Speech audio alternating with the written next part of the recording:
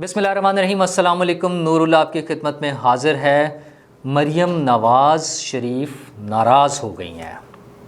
حکومت کے لیے خطرے کی گھنٹی ہے کہ اس کے کوئی بھی اتحادی ناراض ہو سکتے ہیں۔ جب اتحادیوں کی حکومت ہوتی ہے، چھوٹی چھوٹی پارٹیاں مل کے بنتی ہیں، ان کی بہت سی ریزرویشنز ہوتی ہیں، کسی بھی بات پر کوئی مسئلہ آ سکتا ہے، یہ سارا کچھ ممکن ہے۔ لیکن مریم نواز کیوں ناراض ہیں، اور وہ بھی اپنی ہی حکومت سے، اپنے گھر کی حکومت سے ناراض ہیں؟ یہ بڑا اہم معاملہ ہے۔ لیکن حکومت کیا کر رہی ہے؟ حکومت نے اپنے کچھ پلانز بتائے ہیں۔ آج کابینہ کا بھی اجلاس ہوا ہے، اس میں کچھ فیصلے ہوئے ہیں، اور اس کے بعد مفتاح اسماعیل صاحب نے بڑی تفصیلی ایک پریس کانفرنس کی ہے، اور اس میں ملک کی جو اکانومی کی حالت ہے وہ انہوں نے بتائی ہے کہ ہم کہاں ہیں، کیا پوزیشن ہے، اور ہم نے آگے کیسے چلنا ہے۔ اور وہ بڑے اہم پوائنٹس ہیں، اس میں بہت اہم چیزیں ہیں، اور بجلی آنی ہے یا نہیں آنی ہے، اور کیوں نہیں آ رہی ہے، اور پیٹرول کا کیا کرنا ہے۔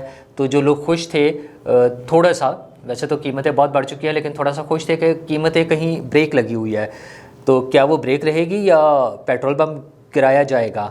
تو یہ بھی انہوں نے بتا دیا ہے مفتاح اسماعیل نے۔ اور توشہ خانہ تو جان نہیں چھوڑ رہا۔ ہائی کورٹ نے کہہ دیا ہے کہ اس کی ساری تفصیلات لائیں، اور وہ ساری تفصیلات اب لانی پڑیں گی انہیں۔ حکومت نے اس کے لیے تھوڑا سا ٹائم مانگا ہے، کیونکہ نئی حکومت آئی ہے، تو جو ذمہ داران ہیں، سرکاری افسران ہیں، انہوں نے کہا ہمیں کچھ تھوڑا سا ٹائم دیں، ہم ہدایات لیتے ہیں۔ بلکہ عدالت تو اس بات پر بھی تیار ہے کہ 20 سال کا ریکارڈ لے آیا جائے۔ اچھا، اور اس میں انہوں نے بڑا کلیئر کر دیا ہے کہ توشہ خانہ تو ہونا ہی نہیں چاہیے۔ ریمارکس ابھی آ رہے ہیں اس میں، انہوں نے کہا توشہ خانہ کی کیا بات ہے، آپ ایک میوزیم بنا دیں، ایک جگہ ہو جہاں پہ سب تحائف اکٹھے ہو جائیں، اور جو لوگ گھروں کو لے گئے ہیں تحائف، وہ سب سے واپس لیے جائیں۔ تو واپس تو لے لیں گے، جن کے پاس موجود ہوں گے ان سے لے سکیں گے نا۔ جو دبئی میں اور باقی ملکوں میں جا کے بیچ چکے ہیں، ان کا کیا کریں گے؟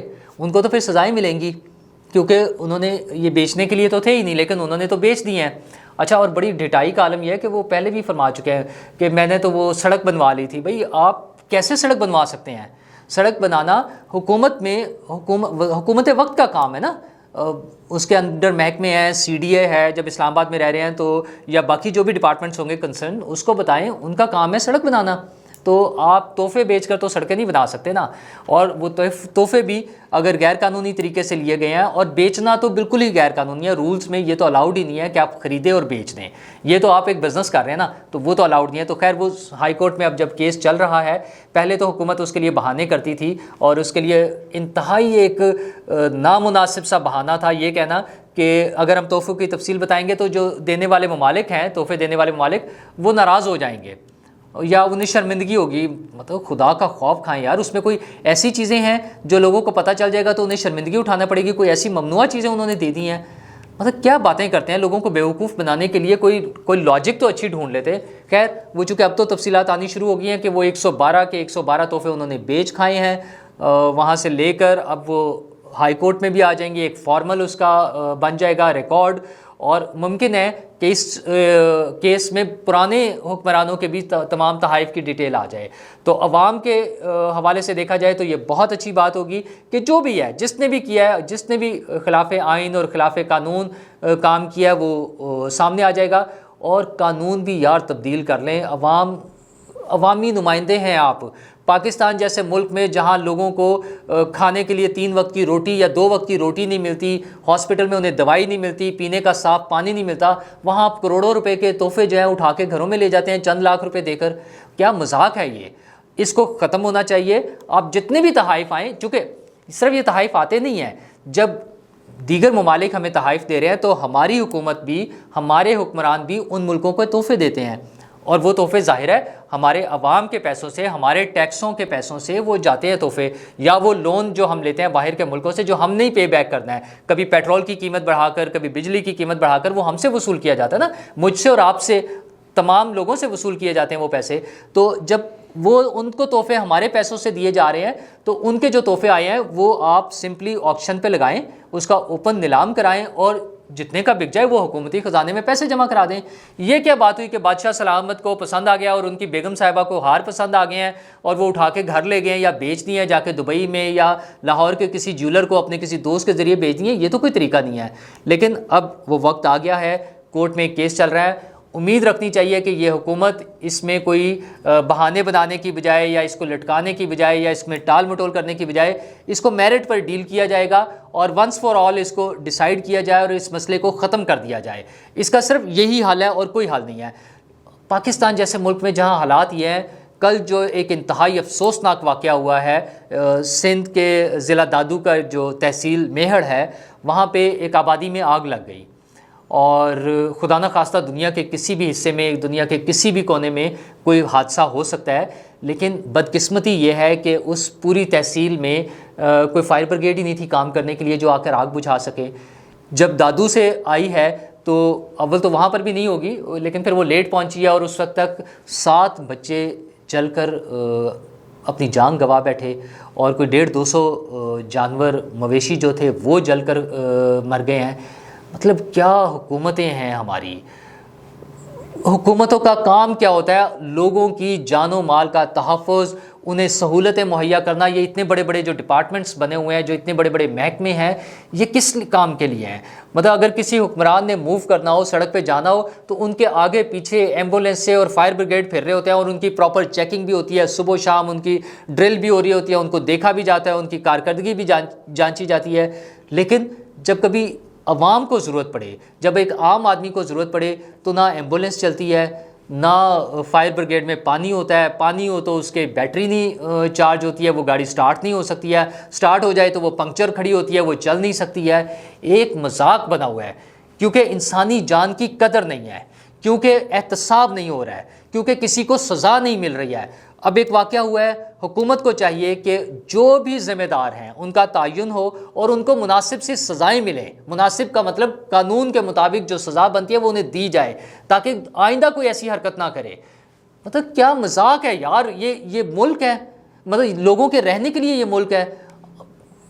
خدا کا واسطہ ہے ہمارے حکمرانوں کو سوچنا ہوگا، وہ چاہے نون لیگ ہے، چاہے سندھ میں پیپلز پارٹی ہے، چاہے کوئی بھی حکومت ہے، جو بھی پارٹی ہے، کہ یار آپ عوام سے ووٹ لے کر آتے ہیں تو کوئی عوام کے لیے بھی کچھ کرے، کوئی عوام کا بھی سوچ لیں کہ آپ نے ان کے لیے بھی کچھ کرنا ہے. یہ چھوٹے چھوٹے سے واقعات، خیر چھوٹا واقعہ تو نہیں ہے، 7 انسانی جانوں کا چلے جانا کوئی چھوٹا سا واقعہ نہیں ہے، لیکن اس پہ کوئی سوچے گا؟ ہاں، یہی کسی وہ جو سیاسی رہنما کو اگر اس کی گاڑی کہیں پھنس جاتی، اس کو وہ ہو جائے، کوئی تھپڑ مار دے، کوئی پتھر مار دے ان کی گاڑی پہ، تو ایک مصیبت کھڑی ہو جاتی ہے، ایک طوفان آ جاتا ہے ملک میں.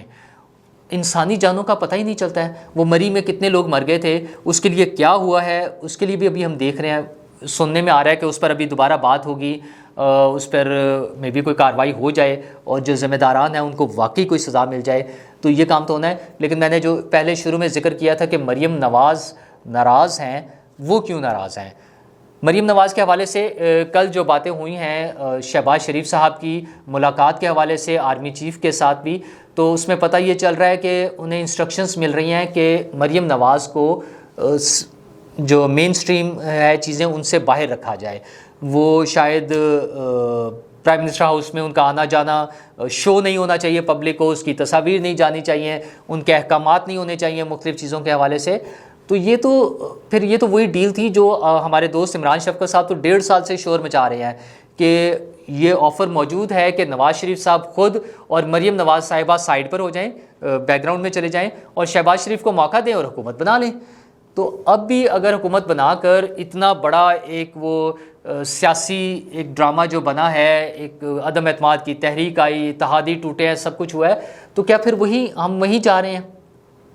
مریم نواز صاحبہ کے بارے میں بار بار یہ آ رہا ہے کہ ان کو سائیڈ لائن کیا جائے گا، اور شہباز شریف تو شاید اس پالیسی پر پہلے سے عمل پیرا ہیں، کیونکہ اگر وہ ڈیل ہوئی ہے اسی طرح سے چلا ہے تو شہباز شریف صاحب پر اب مریم صاحبہ نے جو اعتراض کیا ہے، جو ذرائع کے حوالے سے خبریں آ رہی ہیں، ڈان نے بھی پبلش کیا یہ سٹوری، اس میں انہوں نے لکھا ہے کہ مریم نواز صاحبہ ناراض ہیں کہ کابینہ میں نواز شریف کے جو قریبی ساتھی ہیں ان کو مناسب شیئر نہیں مل رہا.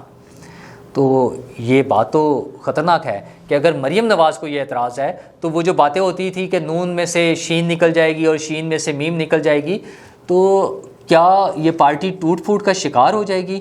ابھی تو اقتدار آیا ہے ان کے ہاتھ میں دوبارہ سے ایک لمبے عرصے کے بعد جو ہے، تو کیا پھر دوبارہ سے یہ کسی انتشار کا شکار ہوں گے؟ کیا یہ فیملی میں سپلٹ نظر آئے گی کہ نواز شریف اور مریم ایک الگ پارٹی ہوں اور شہباز شریف اور حمزہ ایک الگ پارٹی ہوں؟ کیا ہم اس طرف جا رہے ہیں؟ مریم نواز کے لیے بہت ضروری ہے نون لیگ کی پالیٹکس کے لیے، کیونکہ وہ نون لیگ کی کراؤڈ پولر ہیں۔ نون لیگ کا جو ووٹر ہے وہ نواز شریف کا ووٹر ہے اور وہ مریم نواز کا ووٹر ہے، وہ ان دونوں کو سپورٹ کرتا ہے، اور اس کے لیے اب نون لیگ نے ڈیسیژن کرنا ہے کہ کس طرح سے لے کے چلنا ہے۔ کیا مریم نواز کو سین سے آؤٹ کر کے اور نواز شریف کو باہر نکال کے کیا نون لیگ اگلے الیکشن کی تیاری کر سکتی ہے؟ مجھے تو نہیں لگتا ایسا ممکن ہے۔ اگلا الیکشن اگر نون لیگ نے جیتنا ہے تو وہ مریم نواز کے سر پر اور نواز شریف کے سر پہ جیتا جائے گا۔ نون لیگ کو جو ووٹ ملنا ہے، اول تو ویسے ہی یہ 1.5 سال کی کارکردگی پر بھی بات ہو رہی ہوگی، لیکن اس کے باوجود جو محبت کرنے والا ووٹر ہے، جو تقلید کرنے والا ووٹر ہے، جو اندھا دھند پیچھے چلنے والا ووٹر ہے، سپورٹر ہے، وہ تو نواز شریف کا ہے، اور نواز شریف کے بعد وہ مریم کے پیچھے چلنے والے لوگ ہیں، وہ تو مریم کی بات سننا چاہ رہے ہیں۔ لیکن اب ایسا لگ رہا ہے کہ شاید موجودہ سسٹم میں نواز شریف کو اور مریم کو بیک گراؤنڈ میں لے جایا جائے، تو یہ نون لیگ کے لیے تو کوئی اچھا سائن نہیں ہوگا۔ نون لیگ کو اس کے لیے اس کی قیمت ادا کرنی پڑے گی۔ دوسری طرف جو پولیٹیکل پارٹی ہے وہ پی ٹی آئی ہے، جس کا ایک کرزما ہے عمران خان کا، اس کا ووٹر جو ہے انہیں پی ٹی آئی سے کوئی غرض نہیں، انہیں پی ٹی آئی میں نمبر 2 پہ 3 پہ ان کا سیکریٹری کون ہے، جنرل سیکریٹری کون ہے، وائس پریزیڈنٹ کون ہے، کسی چیز سے کوئی غرض نہیں ہے ان کے ووٹر کو، انہیں صرف عمران خان نظر آتا ہے، وہ عمران خان کے پیچھے چل رہے ہیں۔ اور یہی حال نون لیگ کا ہے کہ جو نون لیگ کا سپورٹر اور جو نون لیگ کا ووٹر ہے اسے نواز شریف نظر آتا ہے، تو نواز شریف کو آؤٹ کر کے یا نواز شریف کے دوستوں کو یا اس کے جو قریبی حلقے میں شامل تھے لوگ ان کو آؤٹ کر کے کیا نون لیگ کوئی کامیاب الیکشن کیمپین کے لیے تیار ہو سکے گی؟ یہ بڑا مشکل ہو جائے گا۔ اکانومی تو ہے ہی مشکل، اکانومی کبھی آج جو مفتاح اسماعیل نے جو باتیں کی ہیں وہ تو تھوڑی سی خوفناک بھی ہیں۔ خوفناک اس طرح سے کہ انہوں نے بتایا ہے کہ ان کے دور میں، یعنی نون لیگ کا جو گزشتہ دور تھا، اس میں 2000 ارب روپے کا سالانہ قرض لیا جاتا تھا، تو پی ٹی آئی کے دور میں 4,500 ارب روپے کا قرض جو ہے سالانہ لیا گیا، یعنی ان سے ڈبل سے بھی زیادہ۔ اور کام کیا کیا گیا؟ کچھ بھی نہیں، کوئی بڑا پروجیکٹ نہیں نظر آ رہا۔ نون لیگ کے دور میں تو سڑکیں بن رہی تھیں، انڈر پاسز بن رہے تھے، موٹر ویز بن رہی تھیں، نئے پاور پلانٹس لگ رہے تھے، تو اس دور میں تو کچھ بھی نہیں ہوا۔ تو وہ 20,000 ارب روپیہ جو لیا گیا ہے تقریباً 4 سال میں قرض، وہ کہاں گیا ہے؟ یہ مجھے تو لگتا ہے کہ توشہ خانہ سے بڑا سکینڈل یہ ہوگا جس کا جواب دینا گزشتہ حکومت کے لیے مشکل ہو جائے گا کہ یہ جو اتنا پیسہ آیا ہے یہ گیا کہاں ہے، یہ استعمال کہاں ہوا ہے۔ خیر یہ اب حکومت کا کام ہے کہ اس کے وہ کیسے لے کے چلے، لیکن اس میں اچھی بات بہرحال یہ ہے کہ جیسے پی ٹی آئی کا ایک وتیرہ تھا کہ وہ صرف 4 سال یہی شور مچاتے رہے کہ پہلے والے ڈاکو تھے، چور تھے، وہ لوٹ کے لے گئے ہیں، اس کے بجائے وہ یہ کہہ رہے ہیں کہ ہم نے کام کرنا ہے، ہم کام کر کے دکھائیں گے۔ بجلی کے حوالے سے بڑی خوفناک صورتحال ہے کہ 5,500 میگا واٹ بجلی اس لیے کم بن رہی ہے کہ ہمارے پاس فیول نہیں ہے، ایل این جی نہیں ہے، ڈیزل نہیں ہے، پیٹرول نہیں ہے جو فیول اس کے لیے استعمال ہونا ہے۔ 5,500 میگا واٹ، تو جب وہ شارٹ فال آئے گا تو لوگوں کو بجلی کیسے ملے گی؟ گرمی شروع ہو گئی ہے اور ساتھ ہی لوڈ شیڈنگ بھی شروع ہو گئی ہے۔ اسی طرح 2,000 میگا واٹ کا جو شارٹ فال ہے وہ صرف اس وجہ سے ہے کہ اس سارے دور میں پی ٹی آئی کے دور میں ان کی مینٹیننس نہیں ہوئی۔ تو آج جب وہ ایک میٹنگ ہوئی ہے جس میں شہباز شریف صاحب نے، وزیر اعظم نے پوچھا افسران سے کہ آپ کیا کام کر رہے تھے، تو انہوں نے کہا کہ ہم تو نیب کے ڈر سے کوئی کام ہی نہیں کر رہے تھے۔ تو ایک ایسی مصیبت ہمارے اوپر مسلط ہے نیب کی صورت میں جس نے سارے کام بند کیے ہوئے ہیں، روک کے رکھے ہوئے ہیں، کام ہی نہیں ہو سکتے ہیں۔ تو اب اس پہ ضرورت ہے اس حکومت کو کہ یہ کچھ کوشش کریں، اس میں جو بھی ضروری امینڈمنٹ ہے وہ کریں یا اس کو ختم کریں۔ احتساب ہونا چاہیے لیکن اس کی وجہ سے کام نہیں رکنے چاہیے۔ اور بیوروکریسی کو ظاہر ہے وہ تو شہباز شریف صاحب کا ایک روٹین ہے، ان کی شہباز سپیڈ بھی بڑا مشہور ہے۔ اب ہمیں دیکھنا ہے کہ وہ کیسے کام کرتے ہیں۔ آج جو مفتاح اسماعیل نے پریس کانفرنس کی ہے اس میں ایک بڑا ہی خوفناک پوائنٹ جو ہے وہ پیٹرول پرائسز پر ہے۔ انہوں نے بتایا کہ 51 روپیز کا جو سبسڈی ہے وہ دی جا رہی ہے پر لیٹر اس پر ڈیزل پر۔